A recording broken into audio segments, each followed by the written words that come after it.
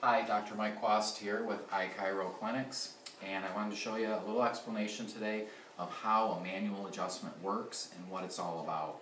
So the first step, we would do an evaluation with somebody to find where their problem areas are. That's set aside. When you do an adjustment, what you're looking for is restrictions in the joint motion. So when I'm doing it manually, I'm actually going to push and feel for restrictions in the movement of the spine. When I find an area where there's lack of motion, I actually push into that. When I do that, the joint actually, as it opens, it stretches all the deep stabilizer muscles as they reflexly relax. The joint opens rapidly. Inside the joint, there is a change of the synovial fluid from liquid to gas. As it shifts from liquid to gas, it gives off energy, which makes the cracking and popping noise. It's not your bones. Most people think it's your bones. No, it's a gas release inside the joint giving off energy because we just open the space in the joint by stretching all the tissues around there. So we're actually changing the deep muscles. So you can see we just did an adjustment there. I'm going to do another one, and I'm going to check this by feeling the motion. Right there was a restriction. As I pushed on that, that opened up, and you could hear the cracking and popping as that occurred. Usually that's not uncomfortable.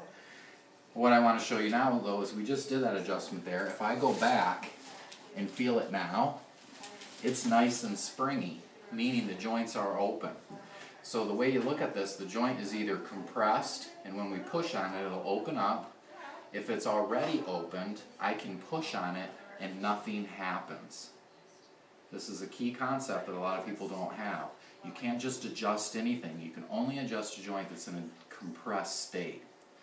I'm going to check the other side here and see how that feels like it's moving. Tight there too. Let me have you turn on your side towards me. So what I'm actually doing is what we call the check.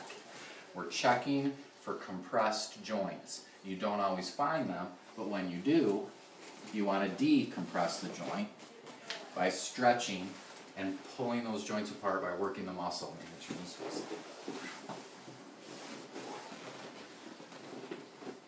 Good. Now if you watch this, I can go back to the same joint and I can try to do an adjustment there, but because the joint is already opened up, there's nothing to decompress. It's moving great. That's how it should be all the time. I should be able to check her by pushing on that joint, feeling the motion, and there should be no cracking and popping because the joint is already open, and then you retrain the muscles to hold it that way. Go ahead and lay flat on your back.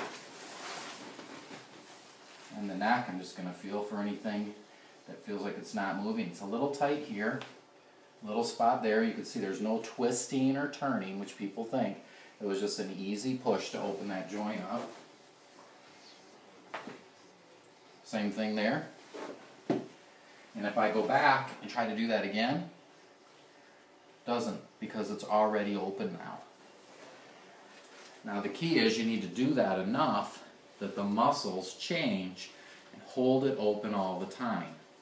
We also use other things like massage therapy, stretching and exercises, the vibration plate, all of that working together to give you the best results. Thanks for your time. Have a great day.